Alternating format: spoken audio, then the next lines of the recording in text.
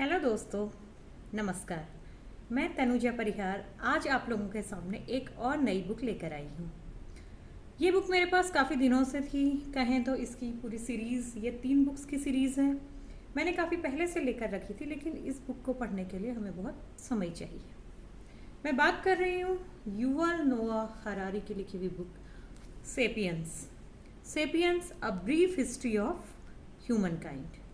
इस बुक के बारे में आप लोगों ने सुना जरूर होगा। काफ़ी फेमस बुक है। इसको लिखे हुए हालांकि 5-6 साल हो चुके हैं, लेकिन अभी भी इसका क्रेज़ लोगों के बीच में बहुत ज़्यादा है। बहुत से लोग तो ये जानना चाहते हैं कि इस बुक में आखिर ऐसा है क्या जो ये वर्ल्ड वाइड इतनी विख्यात है और 30 से ज़्यादा भाषाओं में इसका अनुवाद हो चुका है। मेरे पास इसका इंग्लिश वर्जन है, जबकि इसके हिंदी वर्जन भी ऑनलाइन अवेलेबल है। ये बुक सीरीज़ मैंने अमेजोन से मंगाई थी। 500 रुपीज़ की ये एक बुक है। ऐसे ही इसके 3 पार्ट हैं। अभी मैंने केवल इसका फर्स्ट पार्ट पढ़ा है। ये बेस्ट सेलर मानी गई है बुक। युval नोआ हरारी, ये जो ऑथर हैं, बहुत ही जाने माने एक इतिहासविद हम कह सकते हैं, जिन्होंने ऑक्सफोर्ड यूनिवर्सिटी से पीएचडी की है। हिस्ट्री में ये पीएचडी है, वर्ल्ड हिस्ट्री इनका स्पेशलाइजेशन है, और अभी ये यूनिवर्सिटी में हिस्ट्री के ही प्रोफेसर भी हैं। तो पहले मैं आपको क्लियर कर दूं कि ये मोटी सी बुक आप देख रहे हैं, इसमें 500 के आसपास पेजेस हैं। काफ़ी इसमें पास लिखा गया है छोटी राइटिंग में, और इस बुक को पढ़ने के लिए आपको बहुत टाइम और पेशेंस चाहिए। अगर आप रियल में इंटरेस्टेड हैं, अगर आप नॉन फिक्शन बुक्स भी पढ़ते हैं, आपको history, geography, human kind, human race को समझने में इंटरेस्ट है कि हम क्या बने, हमारे पूर्वज कौन थे, कैसे हमारा इवोल्यूशन हुआ, अगर आपका रियल इंटरेस्ट है तो ही आप ये बुक खरीदिएगा। अगर आप लोग केवल हल्का फुल्का पढ़ना पसंद करते हैं, लिटरेचर, लाइट लिटरेचर आपको पसंद है, आप केवल मनोरंजन के लिए पढ़ते हैं, तो ये बुक आप लोगों के लिए नहीं है।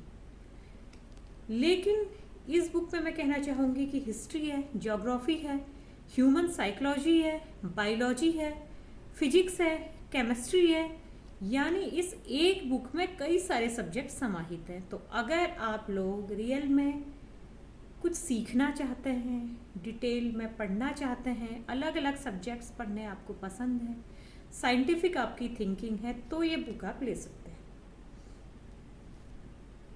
इसका मैंने केवल फर्स्ट पार्ट पढ़ा है, तो मैं अभी आपको इसके फर्स्ट पार्ट के बारे में बता सकती हूँ। युval नोआ हरारी ने जब ये बुक लिखी तो उन्होंने ह्यूमन के जितने भी साइट्स होते हैं, चाहे रिलीजियस हों, पॉलिटिकल हों, सोशल हों, साइंटिफिक हों, हर चीज़ की डिटेल स्टडी की। और ऐसी बुक लिखना मुझे लगता है कि ज़्यादा टफ होता है बजाय फिक्शन लिखने के, क्योंकि फिक्शन में हम सोच कर कुछ भी लिख सकते हैं, कोई भी बातें डाल सकते हैं। लेकिन इन बुक्स में हमें फैक्चुअल चीज़ें लिखनी पड़ती, हमें सारे फैक्ट्स देखने पड़ते हैं, बहुत डीप रिसर्च करनी पड़ती है, और हमें देखना पड़ता है कि इसमें कोई भी फैक्ट कहीं से गलत ना हो जाए, क्योंकि ये बुक एंटरटेन के साथ साथ हमें नॉलेज भी देती है। I encourage all of us, whatever our believe, to question the basic narratives of our world, to connect past development with present concerns, and not to be afraid of controversial issues. ये book कुछ controversies में भी रही है, क्या है ये हम आपको बताएंगे। इनकी मेन रिसर्च फोकस करती है on broad questions such as what is the relation between history and biology, is there justice in history, did people become happier as history unfolded. 65,000 people अभी युval नोआ हरारी का ऑनलाइन कोर्स कर रहे हैं, a brief history of Mankind. इन्हें 2012 में पोनोस्की prize भी मिल चुका है for creativity and originality in the humanistic disciplines. इस बुक को हम लोग देख सकते हैं 5 मेन पार्ट्स में बांटा गया है। मैं आपको थोड़ा थोड़ा ब्रीफ इसके पार्ट के बारे में कर देती हूँ। पार्ट 1 है the cognitive revolution, An animal of no significance, the tree of knowledge, a day in the life of Adam and Eve and the flood। यानी शुरुआत कहाँ से होती है, कहाँ से पृथ्वी पर स्पेसीज जन्मनी स्टार्ट हुई, उसे साइंटिस्ट ने कैसे दिखाया। हमारे religious part of views, Christianity में जैसे एडम और ईव की कहानी हम सुनते हैं, तो हर सब्जेक्ट में उसे कैसे अलग अलग एक्सप्लेन किया गया और वाकई में हुआ क्या था। हजारों लाखों साल पीछे से ये कहानी शुरू होती है। पार्ट 2 है द एग्रीकल्चर रिवोल्यूशन, ये मेन पार्ट है जब आदमी जानवरों से अलग हुआ। हिस्ट्रीज बिगेस्ट फ्रॉड इसको हरारी ने कहा है।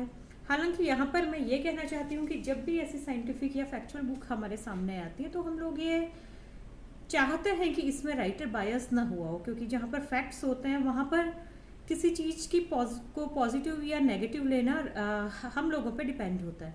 लेकिन यहाँ पर हमें लगता है कि राइटर थोड़े से बायस्ड हो गए हैं। उन्होंने कहा है कि जब एग्रीकल्चर रिवॉल्यूशन हुआ तब से मनुष्य का समय बिगड़ना शुरू हो गया। उससे पहले वो बहुत खुश था जब तक हंटिंग थी, जब वो जानवरों की तरह बिना किसी चिंता फिक्र के जंगल में रहता था। लेकिन क्या वाकई ऐसा था?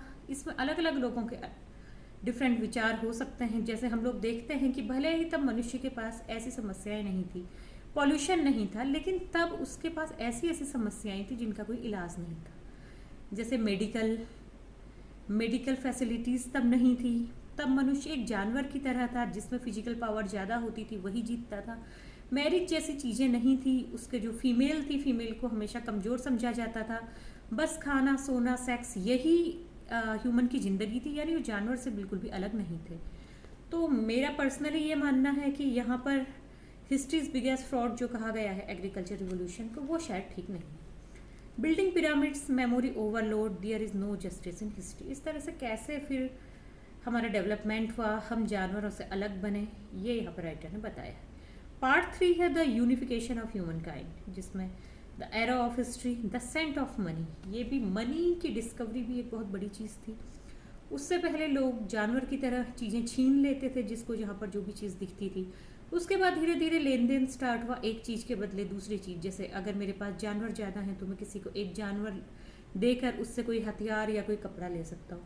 लेकिन जब मनी की डिस्कवरी हुई उसके बाद कैसे ह्यूमन की लाइफ में बहुत सारे चेंजेस आए, कैसे लोग मनी कमाने को सक्सेस मानने लगे, और जिनके पास ज़्यादा मनी थी उनकी सोसाइटी में कैसे ज़्यादा रेपुटेशन हुई, ये सारा यहाँ पर दिखाया गया है कि मनी ने किस तरह से हमें चेंज किया। यहाँ पर मैं एक बात और बताना चाहती हूँ कि राइटर ने रिलीजन स्टार्ट होने को अच्छा नहीं माना है, क्योंकि राइटर अथीस्ट हैं, वो खुद ईश्वर को नहीं मानते हैं। तो यहाँ पर भी थोड़ी सी बायसनेस हमें राइटर की दिखाई देती है जब वो कहते हैं कि रिलीजन को खोजा जाना, एक ईश्वरवाद, यानी पहले हम देखते हैं बहु-ईश्वरवाद था, जबकि नेचर की उपासना होती थी। जब लोग प्राकृतिक शक्तियों को पूजते थे, फिर धीरे धीरे भगवान बने, अलग अलग धर्म जातियाँ बनी। तो राइटर ने इन सारी चीज़ों को भी फ्रॉड कहा है, यानी कहा है कि इन चीज़ों ने ह्यूमन को काफ़ी नेगेटिव किया, काफ़ी पीछे की ओर धकेला, ईश्वर और धर्म जैसी चीज़ों ने। तो यहाँ पर भी हम सब अपने डिफरेंट व्यूज़ रख सकते हैं। उसके बाद पार्ट 4 है the scientific revolution, the discovery of ignorance, the marriage of science and empire, capitalist creed and the wheels of history. कि कैसे साइंटिफिक रिवॉल्यूशन आया, कैसे जिनके पास ज़्यादा साइंस की नॉलेज हुई, जानकारी हुई, जिनके पास ज़्यादा बुद्धि थी, वो लोग डेवलप्ड बने। कैसे फिर कंट्रीज डेवलपिंग और अनडेवलप्ड में बंटी। जिस भी रेस के पास ज़्यादा ज्ञान था, अपनी बुद्धि के बल पर वो कैसे आगे बढ़े। A permanent revolution and they lived happily ever after, and the end of Homo sapiens afterwards, the animal that became a god। इस तरह से आप लोग देख सकते हैं। इसमें बीच बीच में मैप्स हैं, हालांकि ब्लैक एंड वाइट बुक है, बट इसमें बीच बीच में डायग्राम्स वगैरह दिए गए हैं, और सारी चीज़ें किसी न किसी अच्छे सोर्स से ली गई हैं, विश्वसनीय हैं। इसमें कोई फालतू की गप नहीं हाँकी गई है। Full of shocking and wondrous stories, Sunday times ने इसके बारे में लिखा है। 10,000 years ago at least 6 human species inhabited the earth 1 lakh years ago।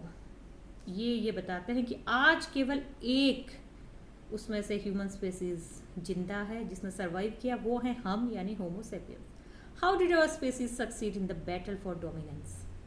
Why did our foraging ancestors come together to create cities and kingdom? कैसे साम्राज्य की स्थापना हुई, कैसे एक छोटे कीड़े की तरह से उत्पत्ति हुई और आगे इतनी कॉम्प्लिकेटेड दुनिया बनी, ये हम यहाँ पर देखेंगे। Sapiens is a starburst of a book, the enjoyable as it is stimulating. ये काफ़ी कुछ सोचने को हमें मजबूर कर देती है। Brilliant, Harari is a master story teller and an entertainer. और साथ ही साथ हम एक स्टोरी की तरह से उनका एंटरटेन भी होते हैं, यानी हम बिल्कुल बोर नहीं होते। जो लोग यूपीएससी जैसे एग्जाम्स की तैयारी कर रहे हैं, मैं रिकमेंड करूँगी कि इस बुक को भी उन लोगों को ज़रूर पढ़ लेना चाहिए। हालांकि इसके लिए आपकी पढ़ने की स्पीड अच्छी हो, आप बहुत सारा टाइम इस पर वेस्ट ना करें, लेकिन अगर आप ये बुक पढ़ लेंगे तो काफ़ी सारे सब्जेक्ट्स में एक साथ आपकी समझ इससे बढ़ सकती है। इसका ये फ्रंट पेज मुझे काफ़ी अच्छा लगा। थंब एक्सप्रेशन जो हमें ये दिखाता है कि वैसे तो इस बड़े से ब्रह्मांड के सामने हम काफ़ी छोटे प्राणी हैं, काफ़ी तुच्छ हैं, अरबों स्पेसीज में से एक हैं, लेकिन फिर भी जैसे हर ह्यूमन का थंब एक्सप्रेशन अलग होता है, वैसे ही एक बहुत छोटे प्राणी होने के बाद भी हमारी एक अलग पहचान है। हर स्पेसीज अपने आप में यूनिक है, हर साउल अपने आप में यूनिक है।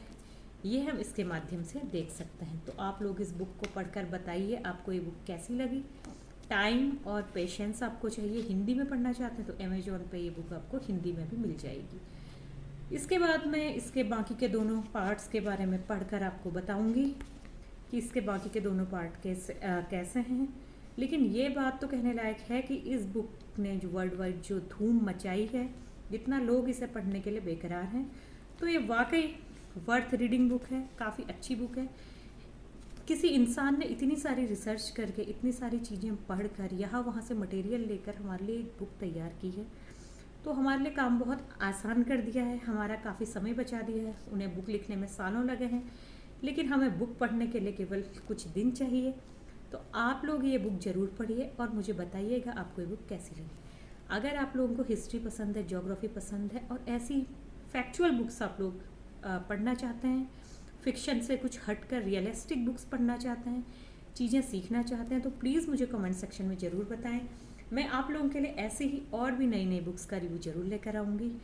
और हमारे चैनल को लाइक, सब्सक्राइब और शेयर ज़रूर करें। नमस्ते।